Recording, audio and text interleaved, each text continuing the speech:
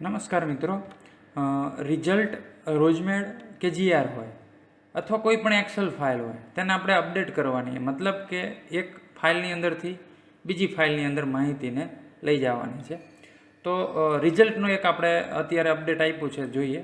એક આ 9.2 છે અને પછી અત્યારનું લેટેસ્ટ જે 30 તારીખનું છે તે 30/9/2024નું 9.4 છે. તો બંને આવી રીતે બાજુની અંદર રાખી અને બંનેને આપણે ઓપન કરવાના છે. બે ફાઇલો ઓપન થઈ જશે એટલે આવી રીતે 9.2 અને 9.4 બરાબર છે.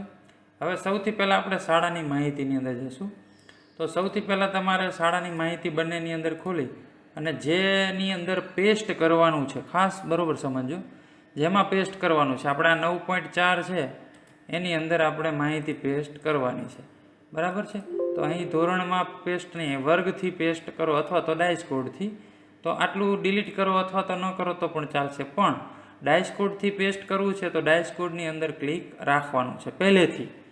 એક્સેલની અંદર કોઈ પણ જગ્યાએ આપણે જ્યારે કોપી પેસ્ટ કરતા હોય ત્યારે સૌથી પહેલાં જ્યાં પેસ્ટ કરવું છે, આ ફાઇલ જુઓ 9.4 લેટેસ્ટ નવી છે, અહીંયા પેસ્ટ કરવું છે તો અહીં પહેલેથી આ સેલને આપણે ક્લિક કરેલો રાખશું. ડબલ ક્લિકની જરૂર નથી, ફક્ત સિંગલ ક્લિક સિલેક્ટ કરેલો રાખી 9.2ની અંદર જઈ અને અહીં ડાયસ કોડ નાખેલો હોય અથવા તો ન પણ હોય, તમારી જૂની ફાઇલ હશે તો તમે નાખેલો હશે.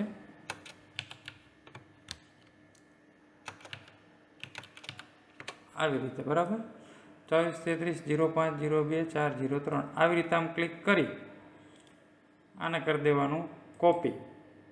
આ બધું સિલેક્ટ કરી અને કોપી કરી અને તમારી જે નવી ફાઇલ છે એ ખોલી અહીંયા ક્યાંય રાઈટ ક્લિક કરેલું જ છે, રાઈટ ક્લિક કરી ખાસ જોજો, સ્પેશિયલ પેસ્ટ કરી અને વેલ્યુઝ ત્રીજું છે એ આપીને ઓકે આપી દેવાનું છે. આવી રીતે આ કોપી પેસ્ટની ટેવ પાડી લેવાની છે. ખાસ ફરીથી તમને કહી દઉં કે આપણે જ્યાંથી પેસ્ટ જ્યાં કરવું છે ત્યાં પહેલેથી આપણે ક્લિક રાખશું, આ ખાસ પહેલું સ્ટેપ. પછી બીજા નંબરે કોપી કરવા જશું. આ જૂની ફાઇલની અંદર છે આ બધી વસ્તુ આપણે કોપી કરી લેશું અને ડાયસ કોડની અંદર ક્લિક કરેલું જ છે પહેલેથી, અહીંયા આપણે પેસ્ટ સ્પેશિયલ વેલ્યુઝ આપી દઈશું એટલે તમારી માહિતી આવી જશે. નેક્સ્ટ વિદ્યાર્થીની માહિતીમાં, તો અહીંયાથી આપણે વિદ્યાર્થીના ક્રમ આપણે લખવાના હોતા નથી, અહીંયા આપણે ક્લિક રાખશું પહેલેથી. બરાબર છે. પછી આપણે જૂની ફાઇલની અંદર જશું, એમાં વિદ્યાર્થીની માહિતીમાં જઈ જેટલા પણ વિદ્યાર્થી છે એની તમામ માહિતી આવી રીતે સિલેક્ટ કરી લેવાની છે, જેટલી તમે પૂરેલી છે તેટલી. બરાબર. આ નીચે નીચે જેટલા વિદ્યાર્થીઓ હોય એની ઉપર રાઈટ ક્લિક કરી અને કોપી. નવી ફાઇલની અંદર તમારે અહીંયા ક્લિક કરેલું જ હશે પહેલેથી, તમે પેસ્ટ સ્પેશિયલ વેલ્યુ ઓકે. એટલે કોઈ પણ ફોર્મેટ ચેન્જ થયા વગર તમારું એકદમ સરળતાથી જે ફોર્મેટ છે એ જ ફોર્મેટની અંદર તમારો ડેટા આવી જશે. હવે આ જ વસ્તુ તમારે જોઈ લેવાની છે કે તમારી પાસે જે જૂનું વર્ઝન હતું એની અંદર તમે ક્યાં ડેટા નાખેલો છે. શાળાની માહિતી, વિદ્યાર્થીની માહિતી સિવાય તમે એકમ કસોટીની કદાચ ગુણ એન્ટ્રી અહીં કરેલી હશે, નામ તો છે જ. ગુણ એન્ટ્રી જો કરેલી હોય તો એને આવી રીતે તમે માની લો કે 4 સબ્જેક્ટમાં કરેલી છે તો અહીં કોપી કરી અને નવા વર્ઝનની અંદર તમારે એકમ કસોટીની એન્ટ્રીમાં આવી જવાનું અને જ્યાં છે અહીંયા પેસ્ટ. જો અહીંયા આપણે પેસ્ટ આવતું નથી, કેમ?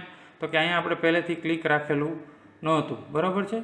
એટલે કે અહીંથી જે આ તારીખની માહિતી આ બધી છે એ આપણે નાખવાની હોય છે. તો આ 1 2 3 જરૂર નથી. તો આ તારીખમાં અહીં પહેલેથી ક્લિક રાખી અને જૂની માહિતી છે એ આ તારીખ પ્રમાણે અહીં લેવા આવવાનું. કોપી કરી અને તમારી ફાઇલ જે છે અહીંયા રાઈટ ક્લિક કરી જો પેસ્ટ સ્પેશિયલ વેલ્યુઝ આપી દેવાનું છે. બરાબર. અને ઓકે.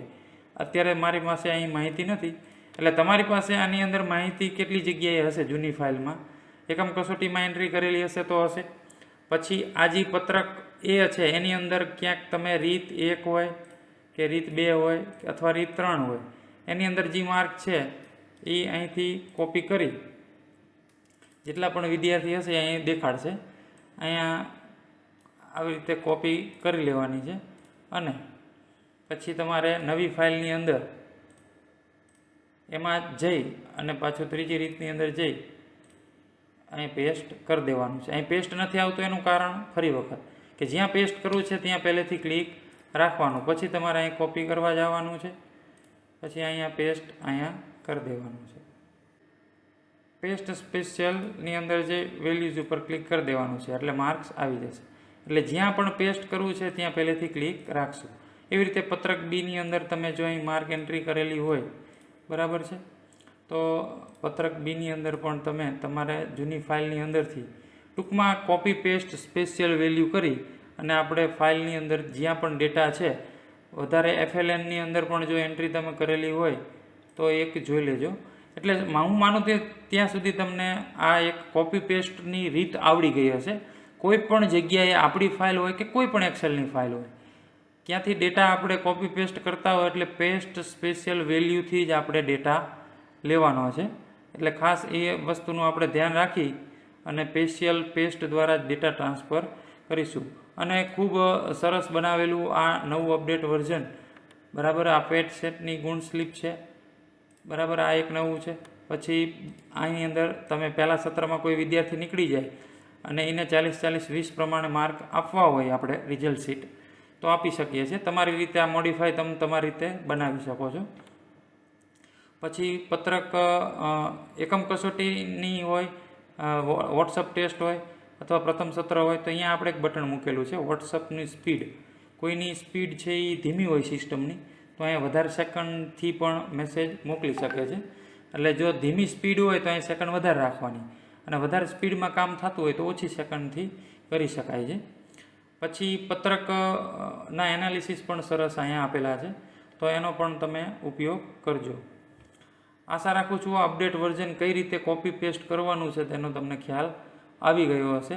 તો આવી રીતે 2 ધોરણની ફાઇલ લઈ અને બંને વર્ઝનના નામ અલગ અલગ હોય તો એકમાંથી બીજામાં ડેટા તમારો છે એ ટ્રાન્સફર કરી લેવો. ખાસ ધોરણ 3, 4, 5 છે એની અંદર ટ્રાન્સફર કરી જ લેજો, કારણ કે એની અંદર આપણે બી પત્રકની અંદર જે બીના પત્રકના માર્ક આવે છે એની અંદર આપણે આની અંદર એક ભૂલ રહી ગયેલી હતી, એટલે આપણે અહીં ફોલ્સ લખેલું આવતું હતું, બરાબર. એટલે 3, 4, 5 તો ખાસ અપડેટ કરી જ લેજો. 6 થી 8માં તમારી પાસે જે ફાઇલ છે 9.2 હશે તો ચાલશે, પણ 3, 4, 5 ખાસ અપડેટ કરી લેજો. આશા રાખું છું આમાં તમને ખ્યાલ આવી ગયો હશે. અસ્તુ.